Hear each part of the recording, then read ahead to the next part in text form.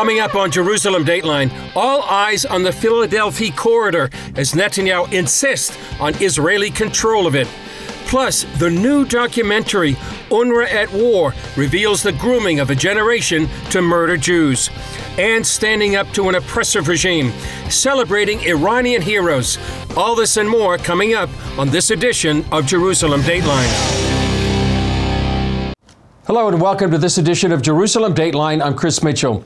This week, in a passionate speech to the country, Prime Minister Benjamin Netanyahu described how Hamas is trying to divide the Jewish state. At the same time, its citizens are experiencing days of horror, sorrow, and rage after the murder of 6 hostages. In a sometimes emotional press conference, Israeli Prime Minister Benjamin Netanyahu says he's willing to negotiate to free the hostages, but making concessions to Hamas is a non-starter. I'm willing to make a deal. I made one already, one that brought back 150 hostages, 117 alive, and I'm committed to return the remaining 101.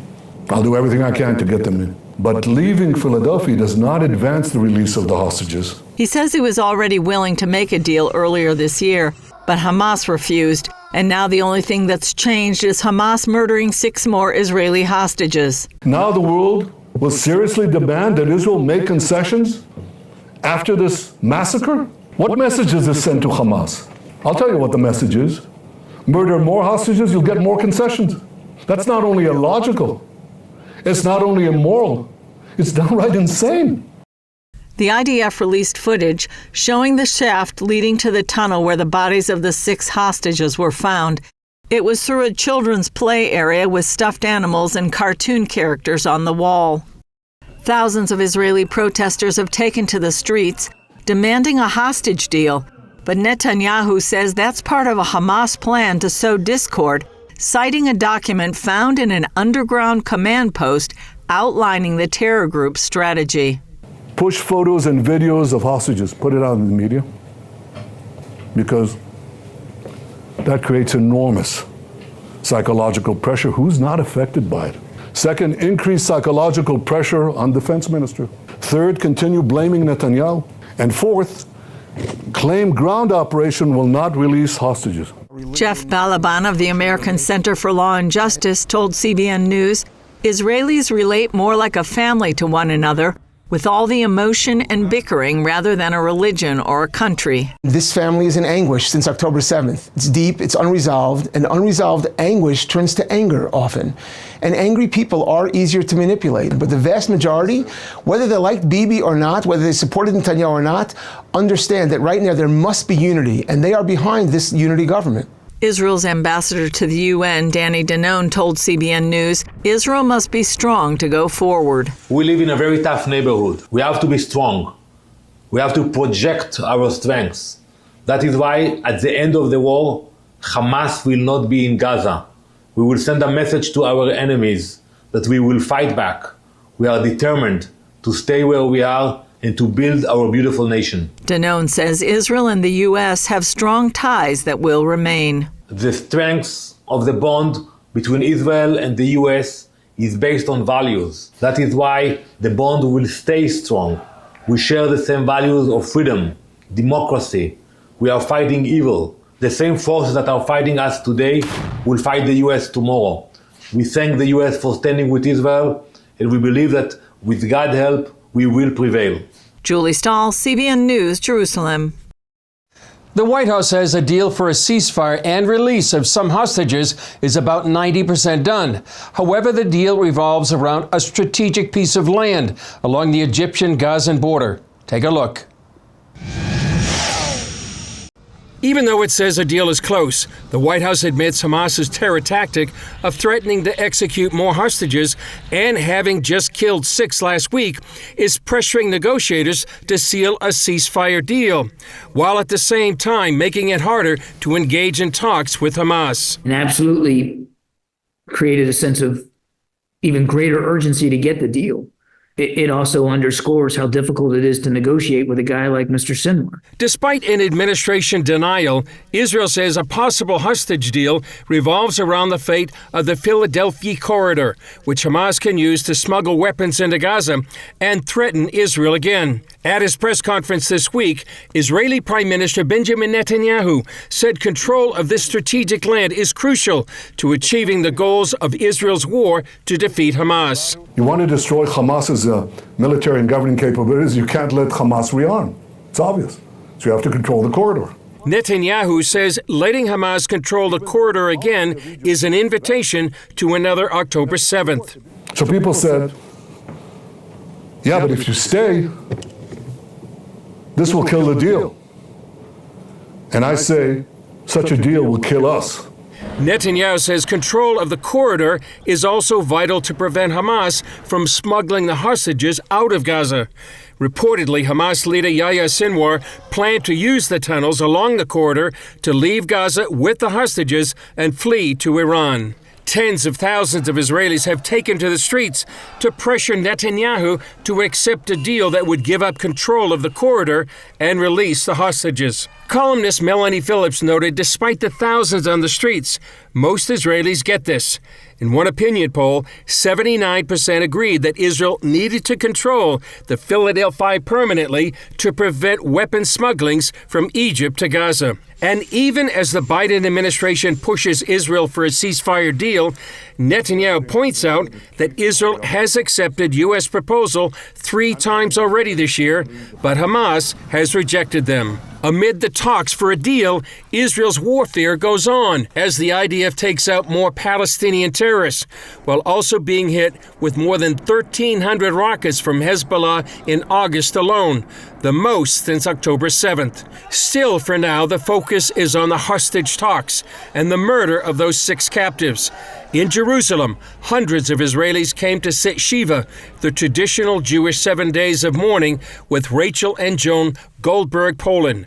Some waiting for hours just to sit for a few moments with the grieving parents, whose son, Israeli-American Hirsch, was murdered by Hamas along with 5 other Israelis. That was a body blow, which has affected my neighborhood since one of the hostages, Hirsch, Goldberg Poland is from our neighborhood, but all of Israel suffers from this, and our friends suffer from this, and our friends are praying with us, which we appreciate. Coming up, a new film exposing a twisted UNRWA curriculum, teaching children to aspire to become murderers.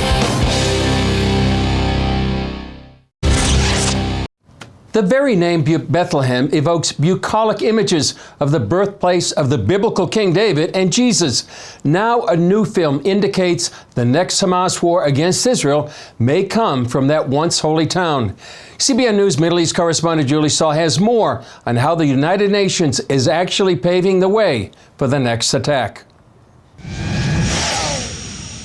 When Israel entered Gaza after October 7th, soldiers found evidence that Hamas had used UNRWA facilities for training and weapons storage, with a number of UN workers working with the group. Hamas's relationship with UNRWA is good, very good. We assist UNRWA and Hamas cooperates with UNRWA on many levels. For years, CBN News has reported how Hamas uses UN schools and summer camps in Gaza to indoctrinate thousands of children. They're taught to hate and even kill Jews while learning Israel is an illegitimate state that should be destroyed. You're the generation that is being trained to fight. Although you're young, you're being trained for holy war. Now a new film by the Nachum Bedin Center for Near East Policy Research shows how this education of hate is being spread to young students in Judea and Samaria, also known as the West Bank. David, tell us about your new film. The new movie, UNRWA at War, will show how UNRWA instigated the war from day one, show how UNRWA is preparing a new war in the area of Bethlehem. In the 4 UNRWA refugee camps in Bethlehem. What would a war coming from Bethlehem look like? It would spill out into Beit Shemesh, into Efrat, into Jerusalem, and with similar atrocities. Because from their point of view, the end justifies the means. And they've been educated since August 1st, 2000 in the new school system to believe that they have a right to take back any land lost in 48 by force of arms. Yeah. Bethlehem is only about 5 miles from Jerusalem. Badin's crew interviewed children and teenagers in 4 nearby UNRWA refugee camps and asked, can Jerusalem be divided between Palestinians and Jews? No, we won't agree to it. It's impossible. Jerusalem is ours, and we won't give up Jerusalem. We will give our souls for Al-Aqsa if Jews will take it. Israel will not withdraw from our land. We have to fight for it. We have to fight in order to free Palestine, and with Allah's help, we will have our land. What is the solution to Jerusalem? To kill the Jews. We'll get rid of the Jews. My only desire is to become a martyr. There will never be peace between the Palestinian and the Zionist state. I desire a martyr's death so I can become a role model for the next generation who seek to give their soul to Palestine. Interesting also that it's Bethlehem, which has a real strong biblical connection. Absolutely. Yeah. Absolutely, and this is the whole point. Yeah. That Bethlehem is recognized around the world. But when we conducted one of our short films shows the children there wanting all to go, think that they all should live in Malcha, which is now a thriving neighborhood in Jerusalem. Mm-hmm. And they think they're going back there, and they think they're going to take the people's homes and kill everybody there. Again, the difference between this and a regular terrorist organization is that this is not encouraging hatred, this is encouraging murder. Yeah. How can it be stopped? You have a law enforcement system, and anyone who's involved with terror gets arrested and stopped. It's not a rocket scientist. This can happen. But if there's a will, there's a way. And trying to have easy solutions. There's at least 12 prominent personalities around the world, so just get rid of UNRWA. Well, I'd like to be the king of Siam also. You can't do everything, or as a great rabbi once said, you can't always get what you want. Mm-hmm. Well, think of who said that. But you can't always get what you want. You can't just get rid of it. What you can do is you can introduce policy initiatives that will change the situation. Badin says it's important to introduce policies that will change policies if you want the situation to improve. Julie Stahl, CBN News, Jerusalem. I'm joined now in our studio with Middle East correspondent Julie Stahl. Great story, but very sobering. It really is. It's very sobering. And, if you think this has been going on for decades and people just didn't listen. And the people who carried out the October 7th attack probably were educated in UNRWA schools, probably went to UNRWA summer camps, learned how to use weapons, and that's why they didn't feel bad at all to rape and murder and kill, because that's what they learned in school. In school. Mm-hmm. And it's paid for mostly by donations. The United States? The U.S. is part of that. They are the highest donor since 1950, giving over $7.3 billion to UNRWA, and in the 2023 they gave 30% of the contributions. Mm-hmm. I mean, if you think about that, that means you're involved in it. The other point is, if you really care about the Palestinians, then you should want them to be educated for life and not for death. Yeah, exactly. Not to enter into this. So it's tragic, I think. Yeah, I think so too. Great story. And David Badin has really been a voice in the wilderness, crying about this for many years. He certainly has. He deserves credit. Thanks, Julie. Up next, a global movement suppressing free speech rising up in democracies around the world.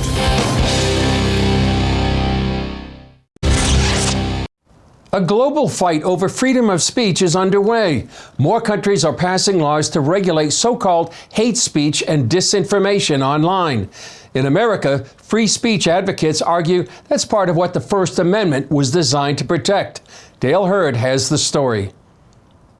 A censorship movement is rising in the world's democracies, whether it's British citizens charged over their social media posts, France's arrest of the owner of the social media platform Telegram, Brazil's shutting down X after Elon Musk refused to comply with censorship restrictions, or Mark Zuckerberg's admission that the Biden White House pressured Facebook and Instagram to censor stories it didn't like. This anti-free speech movement is the most sophisticated, largest, and global movement we have ever faced. Legal scholar Jonathan Turley is the author of The Indispensable Right, Free Speech in an Age of Rage. I think that the problem with free speech is that every generation has to defend it. And this generation has never been more divided because they have been told that free speech is going to hurt them. A poll this year found nearly 1 in 3 Americans now believe the First Amendment goes too far. I think we need to push back on this. There's no guarantee to free speech on misinformation or hate speech, and especially around our democracy. The freedom to say what the majority doesn't like is the very foundation of a free society. And yet that bedrock freedom is increasingly being tossed aside. An investigation by the Foundation for Freedom Online found documents from Homeland Security's Cybersecurity and Infrastructure Security Agency, or CISA, that seem to indicate as recently as last year that the agency worked with platforms to censor speech by labeling people posting so-called misinformation as domestic threat actors. The website was then scrubbed from the internet but was found using the Wayback Machine. A CISA spokesman said the agency has never censored anyone and that the material was probably removed because it created a misunderstanding. But CISA is a part of Homeland Security, which tried to create a disinformation czar. Documents obtained under the Freedom of Information Act from USAID, a State Department program intended to strengthen democracies overseas, show that the agency encourages other nations to censor social media. In other Western democracies, the censorship situation is even worse. In Great Britain, a nation most Americans used to consider a bastion of democracy, police charge thousands of citizens each year over their social media posts. Arresting you on suspicion of improper use of the electronic communications network. What? A British official also threatened to extradite Americans who stir up trouble in the UK through online posts. The European Union no longer has free speech online, according to technology expert Dr. Norman Lewis with the think tank MCC Brussels. Lewis says only speech approved by the EU government is allowed. What we have operating in Europe is what I call it's a censorship operating system. Laws like the EU's Digital Services Act force technology companies to remove content Brussels doesn't like. They want to control the public square. And so, formally speaking, there's free speech. But when you have such vague definitions as hate speech or any of these new, woke ideologies, is all about controlling speech. So you can formally uphold free speech, but in reality, it means that you curb stuff that you don't like. One EU official threatened Elon Musk over his interview with Donald Trump. There really is what I call an EU Ministry of Truth. George Orwell would recognize this within a millisecond. America's First Amendment was written to prevent this kind of censorship. By defending speech the majority finds offensive, insulting, and even verbally abusive. The Supreme Court has said the First Amendment protects the freedom to express the thought that we hate. Free speech is a natural right. That was how the framers viewed it when they wrote the First Amendment. They believed that free speech was a gift from God, that it belonged to you as a human being. It wasn't granted to you by the government. It's not tolerated by the government. The government has to protect it because it defines you as a human being. Some say one reason for the recent riots in Britain is that citizens were not allowed to publicly express their frustrations about mass migration without being arrested. Ken Paulson, the former editor-in-chief of USA Today and director of the Free Speech Center at Middle Tennessee State University, says the First Amendment freedom of speech is vital to America's existence. I believe that we need an environment in which all ideas can be shared, regardless of merit. And unless you're able to speak as you wish, then there is no way we remain rich and strong as a nation. Dale Hurd, CBN News. Still ahead, celebrating uncommon courage and 3,000 years of friendship between the Iranian and the Jewish people.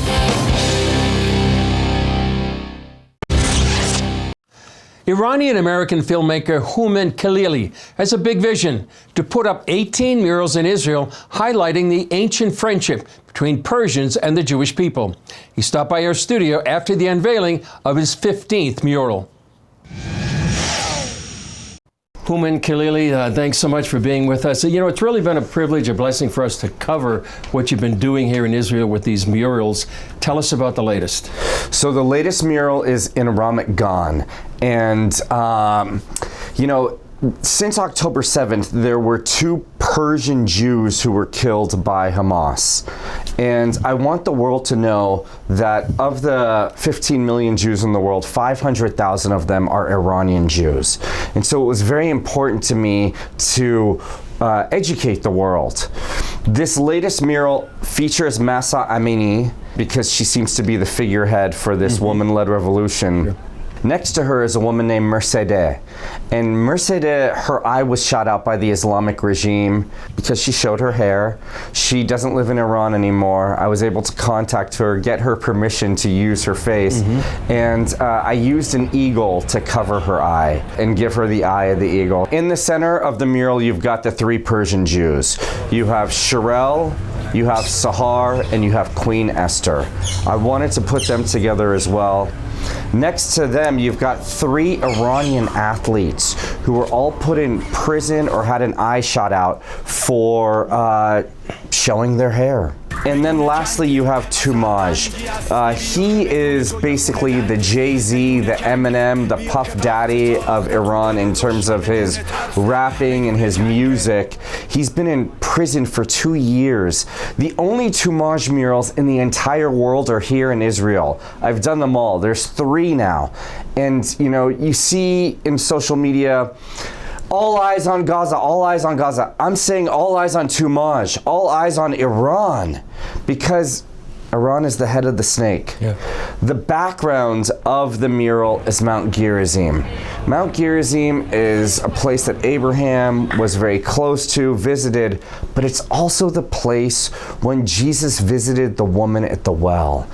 And the woman at the well was referring to a mountain where her ancestors used to worship. Well, Houmen, we were down there at the unveiling and we talked to a few people, Hananya Naftali and Emily Schrader, and here's what they had to say. It attracts the attention of Israelis. They look at it, they ask questions, and they Google, who are these people painted on this wall? And I have to say that it's really important because then they know and they learn the stories of the Iranian people, that they're actually victims of the same radical Islam that we are combating. Now we see as a result of this that a real conversation has started between the Iranian community, both in the diaspora and inside of Iran, that is supporting Israel. A lot of Israelis didn't even know that there was such an affinity for the Jewish community and the Jewish world before these murals. Well, Houmen, you've heard what they had to say. What's your reaction? Well, Emily Schrader was instrumental in this whole project coming together. She's the one that introduced me to Fleur Hassan, the vice mayor of Jerusalem. Both Hananya and Emily understand history. They understand the 3,000 years of friendship between the Persians and the Jews. But the greatest thing about what both of them said is, when October 7th happened, the Israeli government, the people of Israel could have said, no more murals, but they didn't. They said, let's press in. Let's keep showing the world that even during this time of tragedy and difficulty, we still stand, we Jews still stand with the freedom-fighting women of Iran. Look, recently there were 6 people that were just murdered, that were found in Gaza. And still, we did this unveiling. We just did this 15th unveiling and the 16th unveiling.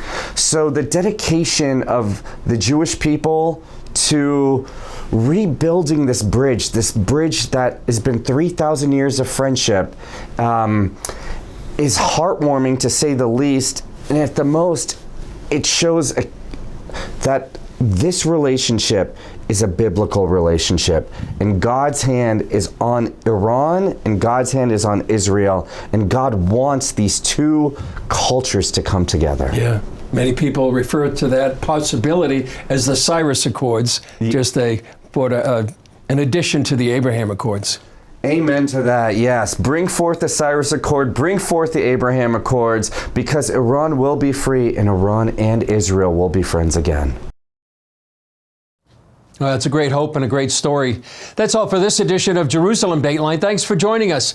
And please pray for the peace of Jerusalem, the return of all the hostages, and for comfort for hostage families who are mourning their loved ones. I'm Chris Mitchell. We'll see you next time on Jerusalem Dateline.